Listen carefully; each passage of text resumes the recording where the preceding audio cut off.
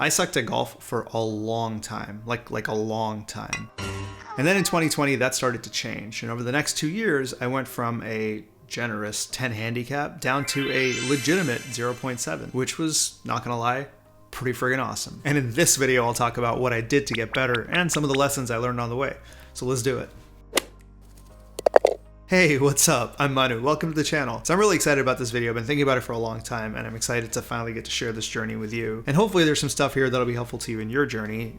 Who knows, maybe you'll make it to the tour. And that would be super. If that happens, please let me know. That would be super, super cool. But anyway, let's get on to what actually happened. So this is my handicap journey. The tall bars at the back are basically all the rounds I could scrounge up from the various apps I've used since 2016. And then the line in front is my handicap progression over time. So the 2 years I talk about were 2020 and 2021, where I went from like a 10-ish handicap down to a 0.7. Don't worry about the handicap pre-2019. There was a lot of fudging going on there, a lot of mulligans, very long gimmies, stuff like that. So we won't talk about that. And this is the long list of all the stuff I could think of that I did to get my handicap down to that 0.7. If you count really fast, you'll find that there's 49 items on there, but I did narrow it down into two categories: off course and on course. So off course covers things like swing changes, practice routines, buy new clubs. And then on course covers things like deciding what kind of shot to hit, course management, mental game, water, food, etc., etc. So in this video, we'll cover part one, which is the off-course stuff. And at the end, I'll talk about some of the things that I would do if I was doing it all again, and hopefully save you a bunch of time and frustration in your journey to scratch-ish. Close enough. Scratch. You'll get to scratch. The on-course stuff we'll cover in part two, which is in another video. So let's get started. First, we'll talk about what actually happened, and then jump into lessons learned. So a little bit of background. I learned golf when I was 14 from my best friend who was an exceptional golfer. He was like a scratch golfer at 14 or 15. I was not a scratch golfer. I thought I was really good. I was not good. And I played a little bit here and there, hovered in that kind of 15, 18, 20 handicap range. I don't know exactly what it was because there were a lot of free drops and mulligans and gimmies and yeah, very friendly games. But hey, whatever keeps you coming back, right? You know, it stroked my ego, which is what I was looking for at the time. And then life happened, you know, college, grad school, all the other work, etc. And so I kind of laid off golf for a while. This whole ego thing finally came in handy in late 2018 when I decided I wanted to become a scratch golfer. In the early days, it was mostly just going to the range more, just go buy the largest bucket I could find and hit it. And I used to work on things like rhythm and good ball contact, which there's nothing wrong with that. If that's what you need to work on, that's great. For me, it was mostly a sense of kind of escapism and kind of feeling kind of like it was productive, but it wasn't actually productive because I wasn't doing any of the really deliberate, intentional stuff that would make me better. And then coming into 2019, I started playing more frequently, but I didn't really change anything. I just played more frequently and I got better because you play more frequently, you will eventually, your body will figure it out and you'll get slightly better. Hilarious moron that I am. So during that time, I was playing with a really good friend of mine who was a scratch to like 3 handicap depending on when you caught him, and I always used to make fun of him for making the conservative plays. I never like stopped to ask him like, hey, how are you so good at this? I thought it was all just swing and his swing was better than mine and that was it, and I need to go to the range and hit another large bucket of balls. Yeah,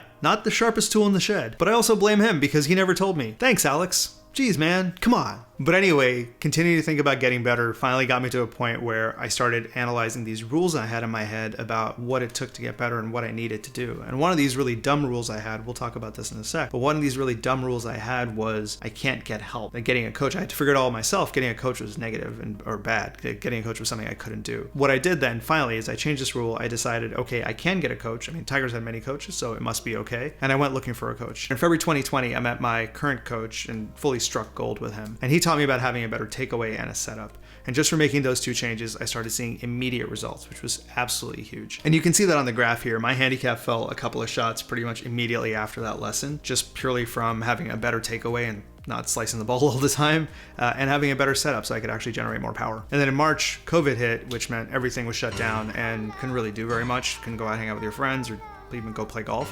And so my wife was very understanding and let me get a chipping net, which I put in the living room. Amazingly. With that chipping net, I ended up getting way better short game control and better ball contact. And with that and the changes I'd gotten from Jeff, immediately my handicap started to fall. So you can see on the graph here that my handicap fell like 2 or 3 shots pretty much immediately following basically that first lesson and the COVID hit. And as we got towards the end of 2020, I was pretty happy because my handicap dropped from a 10 to almost basically a 6 at that point, and I was really excited. And that's when I decided to get fit for new clubs. I always wanted to get fit for new clubs, so I didn't really need an excuse, but it sounded like a perfect time to do it. The first thing I did was get fit for a new driver, and that was life-changing for me. The new shaft I got, which was very expensive, and so it better damn work with my swing, and it did actually work with my swing. But that got me like an extra 20 yards, and it changed my shot dispersion by quite a lot. So instead of, big slices, they were like little slices. And then in early 2021, my new irons arrived. And coupled with the fact that I moved to a place that was closer to a golf course with a short game practice area, my short game was getting significantly better, which led to another dip in my handicap. And you can kind of see that in the first half of 2021. A lot of that was just from short game and like basically daily practice at the range down the road from my house. The new irons were also super helpful because they reduced my shot dispersion from out here to kind of like here. And I just felt cool with them all the time. So, that definitely lowers your handicap for sure, right? Because you feel cool, so things get better. Yeah, that's what happened. It was awesome. And then as 2021 progressed, I started doing more and more of all this stuff, started watching a lot more TV, upped my golf IQ through watching TV, watching YouTube. I still wasn't doing very much course management though, so it was mostly through like swing changes and kind of basic golf IQ that I'd gotten to that point. And I'd gotten close to breaking par a few times, but every time I kind of choked right at the end several times. It was kind of infuriating a little bit, but it was like, it's gonna happen, getting close, 73, 74, 73, 74. I actually talked to my coach about this, and I said, I keep shooting these 73, 74, how do I break par? And he said, well, it doesn't have anything to do with your game because you can make it there because you're shooting these 73, 74. So at this point, it's all mental game. And so that's when I started putting more effort into my mental game, my pre-shot routine, and things like that. And then finally, like a month and a half after talking to him, in August 2021, I broke par for the first time, which was the best thing ever. It felt amazing. It was awesome. And then literally the very next round, I proceeded to be annoyed that I didn't break par again. Anybody who's broken par probably feels this, and you know what it's like. Or you shoot your best round, you finally break 80, and then you're like, God damn it, now I'm a 70s golfer. Why am I not shooting 79 or better every time? Yeah, it doesn't happen that way. And then moving in October, I broke par for the second and third time in the same month, which was kind of awesome. It started feeling a lot more effortless to kind of shoot reasonable rounds, even on days when I didn't have my swing or I didn't have a lot of time to warm up. I could still do fairly well. And then in February 2022, I shot a 69 on a par 72 course. Nice. But anyway, that's what got my handicap down to that 0.7, and that's the two bookends that we've been talking about from the title of this video. And then this year, I'm feeling healthy, my swing is in a reasonable good spot, and I've learned a whole bunch of new stuff. So I'm excited to see how this year plays out. Hopefully I'll break scratch, get to a decent spot, but the handicap doesn't have that same allure to me as it did in the past. Yes, it would be super cool to get into a plus handicap space, but it's not as cool as it was previously when I really thought about, get my handicap down so low. Because now it's more about, can I play well in tournaments? Can I play well when I want to play well? And how can I kind of make my way around a golf course in an intelligent and fun way versus just gripping and ripping on every shot? So that brings us to the end of the timeline piece. Thank you for listening to my story. Maybe there were parts of it that you could relate to, or maybe even found helpful. Up next is the lessons learned piece. Hopefully you will find this part helpful. So there's actually a step 0 here, which is deciding to get better. That was one of the core milestones on my whole journey. I was kind of a mixture of optimism and naivete because I didn't really understand like how hard it may or may not have been. And I thought I was great, so I could do it. But that was really important. Like even Ted Lasso, the first thing he did is he put up that poster that said believe in the room. And you're probably wondering, is Ted Lasso right about everything? And the answer is to that is yes, 100% yes. Coach, I miss anything? That's it, baby. Let's go!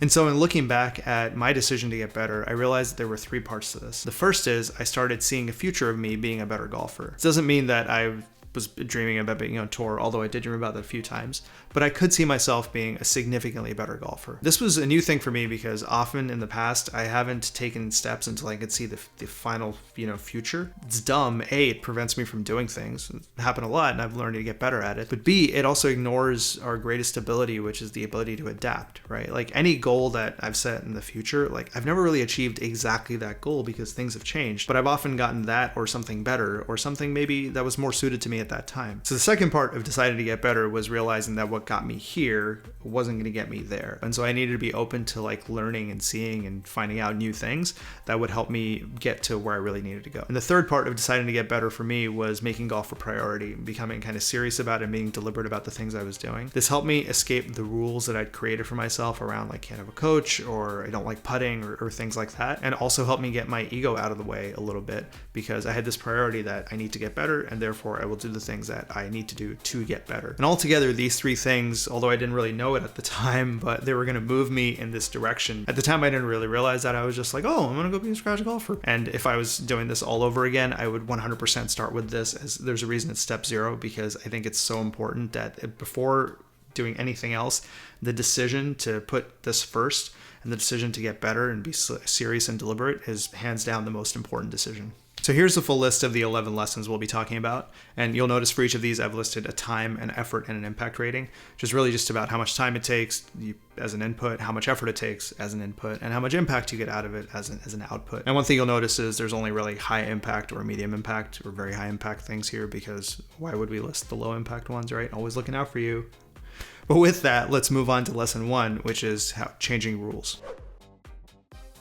So the first lesson I learned was how important it was to change my internal rules. Now, rules are basically just beliefs that we have about how certain things need to be. You know, if A happens and B happens. So for example, some of the rules I had were I must do it all myself. If I didn't do it all myself, then I was basically cheating. Or I had to have a perfect swing, and I didn't have a perfect swing, then it didn't matter how I hit the ball because my swing wasn't perfect. I still struggle with that one sometimes. That's why I had a really rough 2022, because I was trying to make a swing change to have my swing look a little more perfect.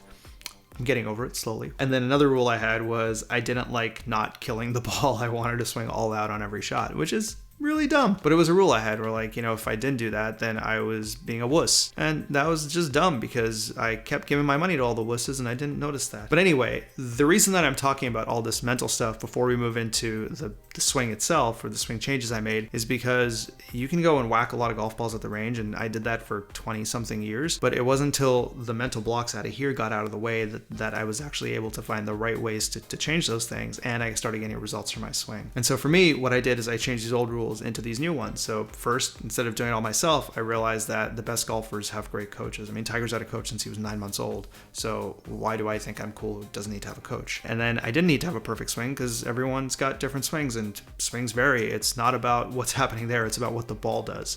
And if the ball goes where you need it to go, you could have a Jim Furyk swing or you could have an Adam Scott swing. It doesn't really matter because where the ball lands is the important part. And then finally, for not ball killing, you know, I actually changed my mental model of how I approach the game. And so instead of trying to approach it as a ball killer / gorilla, I decided to approach it more as being an artist. It's actually really helped me. Actually, one of the key words that really helps me when I play is finesse. I learned that from watching the Mighty Ducks like a long time ago. You know, when they stick handle with the eggs is finesse. And I use that. And so that new rule I have of I'm an artist, not a gorilla, it really helps me also with short game stuff because you can't always try to hit those shots really hard, right? And there's a lot of finesse that's involved. Anyway, changing my rules was one of the most powerful things ever. There was a whole bunch of other rules I had too, and we'll talk about them more in another video. Things like if someone talks while I'm addressing the ball, I'm going to hit a bad shot. That's really dumb. I changed that one and it has changed my life. And as far as the result goes, this was very helpful for me because I unlocked the ability to get better and let go of these old beliefs that weren't serving me anymore. And the cool thing is once you discover one or two of them, you start discovering more and then you can let go of them a lot more easily. So maybe something you can think about or look at in your own golf game. And from an effort impact perspective, it was fairly low time because once you figure it out, you can make them really quickly. And now that I've told you, so now you're aware of them. The effort was medium because you kind of have to remind yourself a little bit over and over. But the impact I've listed here is infinite because this is the thing that unlocks basically the rest of your improvement game. So highly recommend this whole concept of changing the rules that you have. So lesson number 2 I learned was the importance of getting a swing lesson. For most of us, from what I've found, we sometimes have these swing issues that just stand in the way, right? So no matter how many balls you bash at the range, you're just not going to get better. And for me, that problem was an inside takeaway. With that inside takeaway, I rehearsed that inside. I have so many videos of me rehearsing an inside takeaway. It's infuriating now looking at them being like, oh, you moron. But at the time, I thought I was doing the right thing. And I just hadn't gotten a lesson. And so these swing issues that we have, like an inside takeaway, they stop us from getting better because there's just this block, right? It's like trying to watch YouTube videos, but on like the Vimeo app, right? You're just never going to have access to the YouTube library because you're on a different app. I hope the YouTube algorithm likes that little plug I put in there. Getting a swing lesson, a good swing lesson for the first time, absolutely completely changed my golf life and the trajectory of my golf career.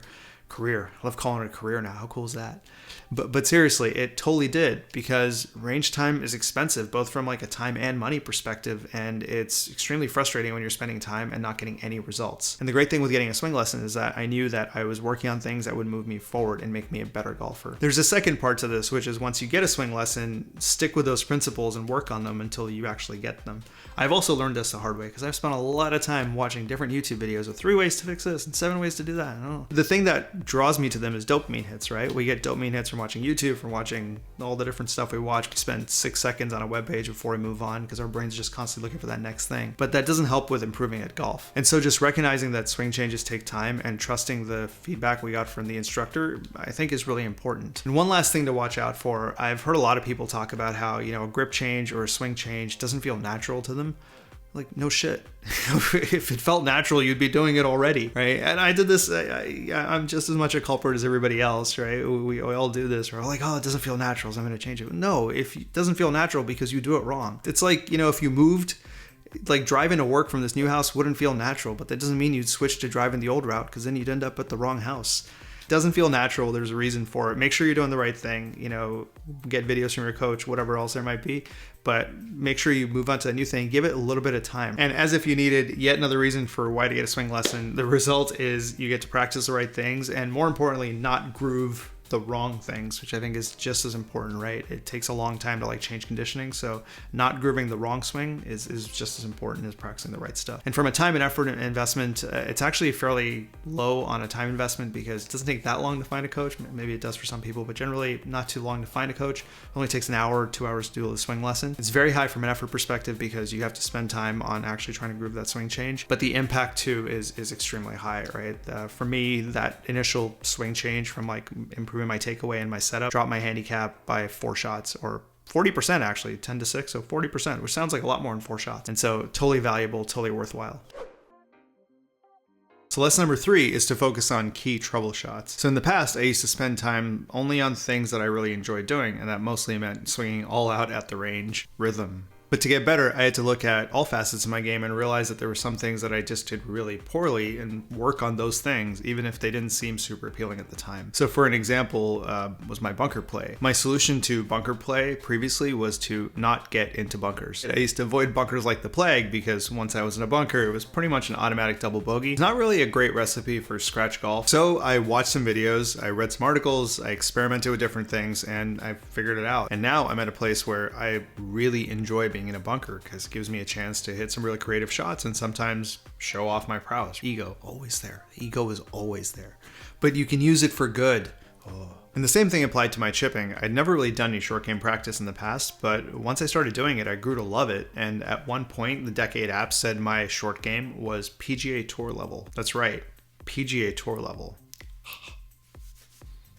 That's right. That was like a year and a half ago, and I'm still bragging about it, because I was like, oh, the friggin' man, it was the best. It was so awesome. So there's this nice little bonus too, right? Like the things that I thought I wouldn't enjoy because they weren't all out just wailing on the ball at the range actually turned out to be things I really liked. And by fixing these key trouble shots, I became a much better all-round golfer and got significantly more confidence on my longer shots too, because now I'm not worried about ending up in a bunker if I miss my iron shot by like 5 or 10 yards left or right. And so this was actually a really great result. I thought I was going to do something I didn't like. Turned out I really actually did enjoy them, and the result was awesome. I became a much better all-round golfer. I got way more confidence on my iron shots because I wasn't worried about being in a bunker anymore, and I ended up with a lot more options, because now sometimes if there's a drivable par 4 that's surrounded by bunkers, I'm okay with being in the bunker, whereas in the past I would have either laid up, or actually I probably would have gone for it and missed it completely and then made double bogey. But now I've got the option, right? Like, and you see the pros do this too. Sometimes they aim for a bunker because it's a lot easier to be in that bunker than to be in some other really dodgy part of the course. And from a time investment, yeah, it takes a reasonable amount of time you put in. The effort is not as high, right? You can get pretty good at them fairly quickly. Like the 80-20 rule applies here, so you don't need to become perfect at them. You just need to become not sucky at these trouble shots. But the impact is super high to your game. And so just another lesson, like looking back on it, I'm like, yeah, doing this was actually a huge value add, and I wish I'd done this years sooner. So lesson number 4 was that I upped my golf IQ. So I used to think that I knew a lot about golf, but what I didn't realize was that I was at the bottom of the Dunning-Kruger curve. If you haven't heard of the Dunning-Kruger effect, it basically says that people with low expertise or experience tend to massively overestimate their expertise or experience. And I was the poster child for that? Probably here on this curve right here, top of Mount Stupid. Yep, that's probably where it was. Or I thought I knew a lot about golf, and I told, compared to non-golfers, yes, I knew a lot about golf, but compared to good golfers, I didn't actually know that much at all. And so when I made this decision to get better, I dove in and started watching and listening and reading to learn as much as I could and just kind of expand my golf IQ. And so now I know a decent amount, and I'm in a place now where I can troubleshoot on the fly or find creative solutions for things on the fly and find ways to do things differently that aren't just go hit 3,000 more balls and figure this out. And that's basically the result of upping your golf IQ is, more creativity and more options on the course, as well as like faster fixes when there's issues. And I think that faster fixes is a huge deal because it means you kind of stay out of the valley of frustration. And if you fall in, you're only there for like a little while because you have so many more tools at your disposal to get better. From a time and effort perspective, upping your golf IQ definitely does take some time because there's a lot of like watching and learning and just learning through osmosis. And so there's like a medium time input, not a ton of effort because it's really, you read it, you learn it, it's fairly quick to do. But the impact overall, again, is super high. I rarely say this, but I really don't think it's possible to become a very, very high level golfer without having a reasonably high golf IQ, just because of how complex the game is overall. So lesson number 5 is better practice, and I'm sure that's no surprise to anyone who's watching this. As mentioned earlier, previously my plan for practice was to show up, get the largest bucket they had, and then proceed to hit those balls. Even if I got tired halfway, I had all these like excuses like, well, I'm already here, might as well do it. Yeah, 90 minutes versus 2 hours, like whatever, 150 balls, it's fine. It's not fine. It wasn't useful. And then the way I did it was basically just like hitting random shots to random targets on the basis of what I felt like at the time. So what would happen is I'd try to hit a shot to a target, hit 2 or 3, and then when I finally got it right, I'd move on to something else. There's this famous quote from like many years ago. It's anonymous. It goes, "Amateurs practice until they get it right. Professionals practice until they can't get it wrong." And I was squarely amateur. Literally, once I got one shot right, I'd move on to the next shot because, I got this one. And so one of the best things I did was I changed my practice into becoming more deliberate and intentional. So now my practices include, a warm-up. I do swing checkpoint check, so things like my grip, stance, alignment, ball position, my backswing. Usually I have something specific that I'm working on when I go to the range. It might just be like I need to warm up for a tournament, or it could be something like I'm really working on loading up my right side. And so I'll make sure I include drills for working on just that one thing. And then I'll also do things like adding in, shaped shots, trying to hit draws, fades, things like that. The more precise I can try to be with some of these shots, the more they help my ball striking, because the smaller target you focus on, the more likely you are to get closer to that target. And then the other big thing I do every time I go to the range is I do a lot of like pre-shot routine practice. I even do some of that in my living room, especially before a tournament if I really need to, often to get the first tee nerves out of my mind. So I imagine being there and having my name called out, walking up and being okay with it. It actually does work. It 100% works. So I highly recommend trying it. The other key thing is that I hit fewer balls on the range now, partially to protect my body because I do practice a decent amount, and partially because I've found that like the giant Mega Plus bucket leads to diminishing results. So it's not really worthwhile. And the other core thing that I really applied is I had this old rule that if I didn't practice well on the range, I wouldn't play well in the following round. That was dumb. So I kind of let that rule go into the ether. And so sometimes I have great range sessions and I'm like, I'm going to play great next time. And other times I have not great range sessions and I'm like, oh, great, I'm going to play great next time. All these negative shots are out. And so at least I've grooved the direction I want to go in. I do also want to throw in here that I still sometimes go to the range for stress release, right? Maybe I've had a long, busy day, or maybe I just need to be outside for a while. Sometimes I go without a plan, and that's totally okay. At least for me, I've given myself that permission to be like, sometimes I'm just going to go and hit a bunch of drivers, have some fun, see what happens. It's all cool. And so just leaving a little bit of room there for fun as well is super important. But as a result, what I've ended up with is I've started being able to utilize my time very effectively on the range, which makes it A, better, and B, I don't have to do it as frequently. And so that saves me a lot of other time to do other stuff like play or learn other things or make YouTube videos.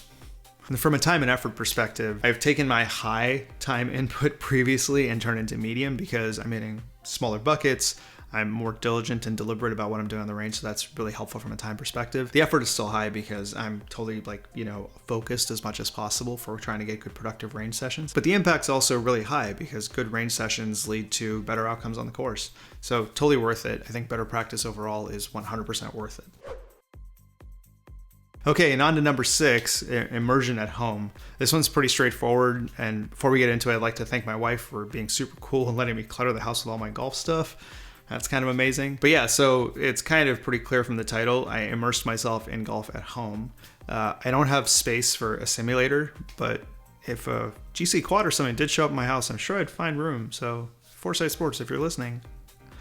No, but seriously, the two things I did do is I got a chipping net and I bought a putting mat. The putting mat was from BirdieBall. I think they are awesome and hands down the best mats. I got a chipping net from Amazon. It was like 20 bucks. But between those two, they've been super helpful because they help me stay connected to the game even when I'm not at the course. So there's never really very long that I haven't picked up a club. You know, you talk to your friends and they're like, oh, I haven't picked up a club since last time we played. I don't have that problem. I pick up a club like 7 times a day because they're in my living room on my way from the stairs to the kitchen.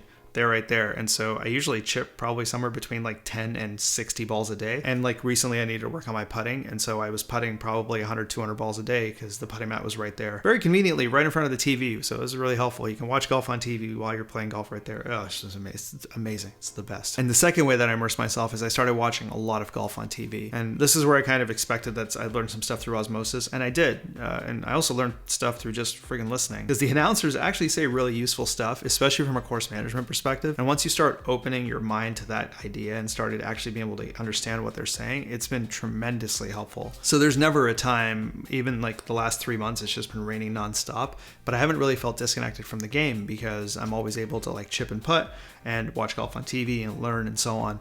And so that's been tremendously valuable. It's a much less of a ramp to pick up again if I've ever got like a bit of a hiatus from having been out to a course. From a time and effort perspective, I mean, it's fairly low time input because you can just have it on the background. Fairly low effort because that's really all you need to like turn it on. Maybe like a few chips here and there is not very much effort at all. And I think the impact is actually like fairly reasonable. So I put it down as like a medium impact for this one. So lesson number 7 is tracking and improving the things that I wasn't doing well. So previously, I barely looked at my fairway or green stats and basically never my like putting stats because I just didn't think about those things. But in 2021, I got a decade subscription. And part of that is you enter your scores for each round. You actually enter your details for each round into like a GPS thing. So you have to know where you hit your shots. And so for that, I developed my own kind of, detailed scorecard, which had lots of room for me able to write everything down shot by shot. And so here's a scorecard from my first under par round. I'm very proud of that one. It was August 2021. But if you look at it, there's a whole ton of detail here. And all that detail is really just there so I could put it into the Decade app. And I created my own key for, where the different putts were, whether they're north of the hole, south of the hole, kind of center fairway, all this other stuff to figure out so I could be able to transcribe it into like a GPS thing when I got home. But one of the side effects of this whole thing was I started being able to track what was happening, right? As you're writing it down, you start noticing patterns kind of, in the back of your mind. And while I'm not really entering my scores into Decade right now, or haven't for the last little while, I am still using the tracking thing to work on other things that I want to change. So for example, I have a putting tracker, which we'll talk about more in another video. In trying to improve my putting, I've been tracking kind of, do I go through my routine? Do I miss above or below the hole? All this other stuff. And that's given me some great insight into what my general tendencies are. And then, fairly straightforward, just work on those tendencies. And so the result of this whole thing is you start working on things that have the biggest impact to your scores. And once you start doing it for more than one round, you start seeing trends in the things that have the biggest impact to your score. So I think there's tremendous value add here. And then from a time and effort perspective, this is a medium time input because you actually have to work on the things that you want to fix. The same with effort, it's medium because you got to work on those things. But from an impact perspective, it's fairly high because you're getting very clear data about the things that aren't working, and then you're working on those things, and then you see great results, fireworks, fantastic. So I'm a big fan of tracking now, and anytime I have a problem, I find a way to first track it to really figure out exactly what's going on, and then find a way to fix it. So number 8 is building strength and recovering. So with all this golf that I was playing and getting older, I realized I probably actually needed to work out because stretching just wasn't enough. You think I'd know this as like a huge Tiger fan because he kind of like revolutionized the whole golf fitness industry to start with, but it was kind of an inconvenient truth, so I didn't really like spend any time on it. I just kind of conveniently ignored it. But eventually it all caught up to me and I realized I needed to do something about it. Originally, the reason it happened was because I'd put on a bunch of weight, new job, stress, eating a bunch of chocolate. I ended up in a place where I needed to lose some weight, but as a side effect, I realized I became much more stable and I was able to hit the ball farther, which was really nice. And then I just continued that and added in a bunch of stretching and recovery, which has been tremendously valuable. I think the stretching, foam rolling, all that stuff is tremendously valuable. The other big thing in recovery that's been really valuable to me is having a sauna. It sounds really bougie, and there are lots of different ways to have saunas. You can get like the very expensive ones, but there are also not expensive ways to have saunas. So you can buy literally like a little box that you sit in from Amazon for like $200. And I used to have one of those and it was amazing. Now we have a slightly bigger box. It's like $1,500, but it's still life-changing. And if you haven't heard about the incredibleness of saunas, you should look into it. I'll link an article in the description here. But really, saunas are like the answer to life. And especially for me in the winter, when I get home really cold, sitting in the sauna for a while makes me A, feel great, and B, makes me good to go the next day. So getting older, wanting to play like multiple days, especially if you're playing tournaments, or if you just want to play like a Friday, Saturday, Sunday somehow, it can be hard to do, but getting in the sauna kind of fixes all of that stuff. Lots of strength recovery, huge thing. I am still talking about saunas because they're that good. Yes. Okay, I'll stop talking about saunas now. They're still great. And finally, I'll throw in one other plug for something else, not saunas, which is bar. So I started doing bar recently. My wife told me, she was like, hey, you know, Pilates would work all the muscles that you're trying to work out for golf. And I was like, maybe I'll try it. And so bar, I found some classes with my Peloton app. Bar's been actually really helpful. It's given me like a lot more stability, improved my posture, a lot of like valuable things. So that's what I do now, along with continuing to do the sauna, and a bunch of like stretching and recovery stuff, as well as like the cardio stuff that, you know, I normally do. So from a result perspective, this has been tremendously valuable. I'm way more stable. I can hit more, you know, a variety of shots, farther shots, all this other stuff. It's fantastic. From a time and effort perspective, the decent amount of time input you definitely have to put into it. Also, clearly a decent amount of effort input because you're working out. But the impact is super high, and especially, you know, as you get older and you want to continue to be able to play golf at a high level, I think it's really important. And so, yeah, there's no escaping it, but you can really start enjoying it over time. So this one's a big one. And so on to number 9, course prep. Now, I never spent any time on, ever spent any time on course prep in the past. I used to see pros with yardage books on TV, and I'm like, wow, those are pro yardage books. They're way beyond my level. Never thought they'd be something that maybe I'd want to apply. I'd see yardage books, you know, the shiny, fancy ones when you go to nice courses, and I'll be like, oh, there's these fancy little souvenirs. Never really thought about using them to actually like play better. And then at some point, like literally right before my first tournament, I realized that course management and course prep is a thing. And so I got a yardage book and started trying to figure out what to do. And that's when I realized that actually the worse you are, the more valuable course prep really is, because you can't afford to miss in all these other spots because you're not good, which is where I was. And since then, I've spent way more time on course prep because I found it so tremendously valuable. And I mean, so much so that I'm now even making videos about it, which you probably have seen, or if you haven't, you can check it out right here. And then from a results perspective, the great thing about course prep is I could still shoot lower scores even when my swing wasn't working, because I could just play a more conservative game versus, you know, always trying the same shot, usually the most aggressive shot, regardless of how my swing was doing on the day. So I think it's a huge value add to do some good course prep. I think I've said that like 6 times now because it's really that important. Course prep, very, very important. So from a time perspective, yeah, there's a decent amount of time involved. So I put medium on time. It's fairly low effort. It's not hard to like draw some stuff or like write some notes by looking at an app. It's really not that hard. But the actual outcome is incredibly high, which is why I keep saying that it's such a big deal. But it's such a big deal. It's really, really worthwhile. So course prep. So number 10 is what's not in the bag.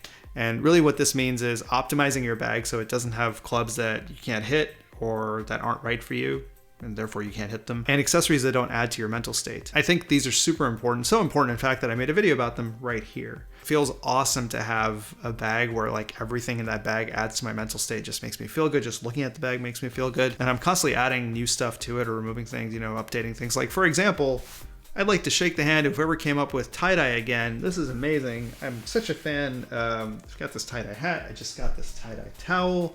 This is dope. Look at how happy I am right now. On my bag, this can make me happy. Happier I am, better shots I hit, lower handicap. Yay. So that's really the what's in the bag part. And it absolutely does work. Big fan. And then from a result perspective, I mean, this mostly comes from taking out the clubs and having a better mental state, right? So there's fewer bad and unpredictable shots and just a better mental state, which means more positive shots. And then from a time and effort perspective, I mean, it takes very little time, very little effort, but the impact is huge. And so, yeah, huge fan.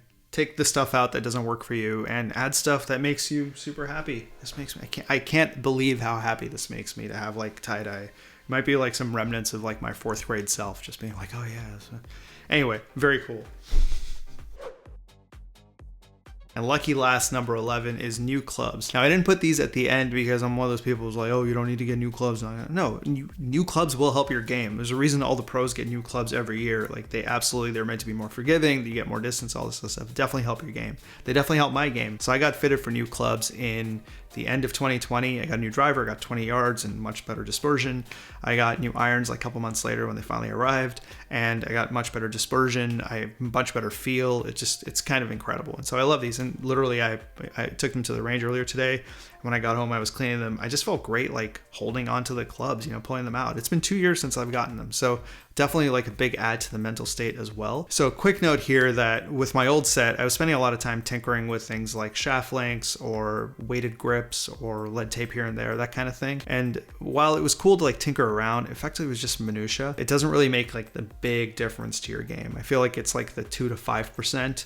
But not like the 90%. And the 90% comes from getting clubs that are right for you, maybe like the right shaft, et cetera, et cetera. And the reason for that is because of something that I literally just came up with 2 minutes ago. So you heard it here first. If I ever win a Nobel Prize, I'm pretty sure they don't give Nobel Prize, but if I ever do win a Nobel Prize with this, you can be like, hey, I watched him on his video. And in the early days when he was like young and really happy about tie-dye stuff.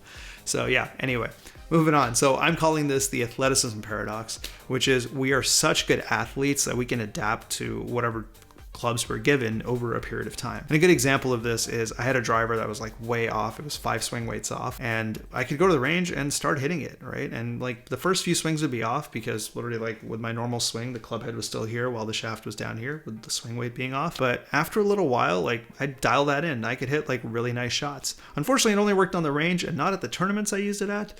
But I could do it on the range. And we all have this athleticism. If you're able to like shoot a basketball, like there's a ton of athleticism that goes into being able to do that, right? All those calculations that happen in your head while you're just like, so we are natural athletes. But hilariously, the other side of this athleticism paradox is that we are not good enough athletes to be able to tell the difference when there's a tiny change to our clubs. I mean, Tiger can tell. For most of us, we can't. And so it's hilarious. We're kind of like really good that we can adapt, but not good enough that we can tell the difference. Yeah, it's a nice little paradox. So anyway, there you go. Heard it first. I will throw in this caveat that if you only get new clubs and then don't make any other changes to get better, then obviously your improvements will be somewhat limited because you got to do the other part of that too, right?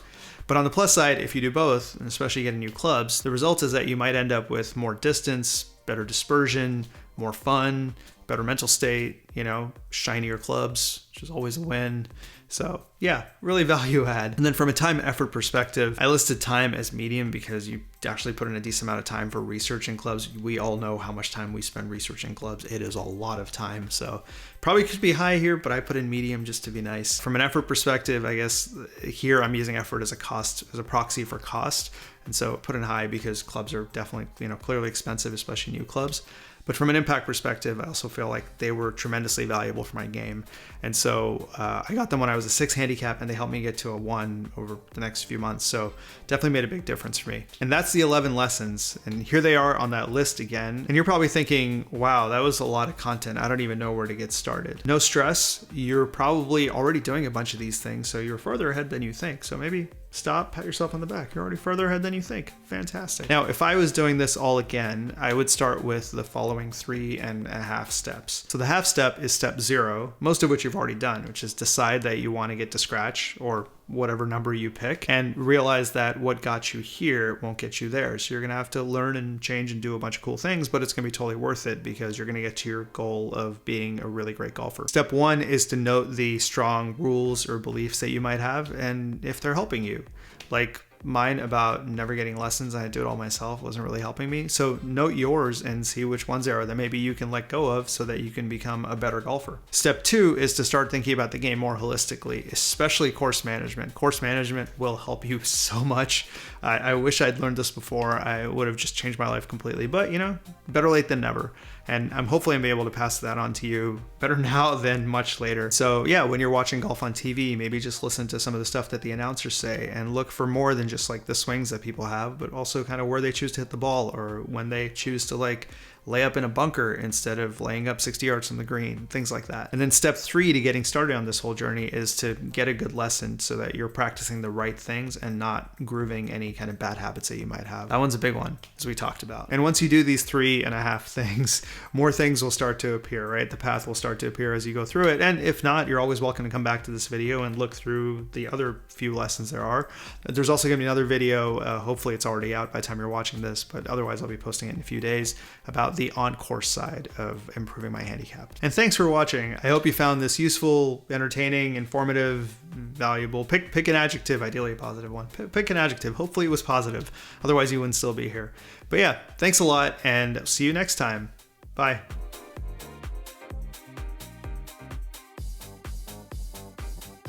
Not gonna lie, like awesome, amazing, fantastic, incredible, magical.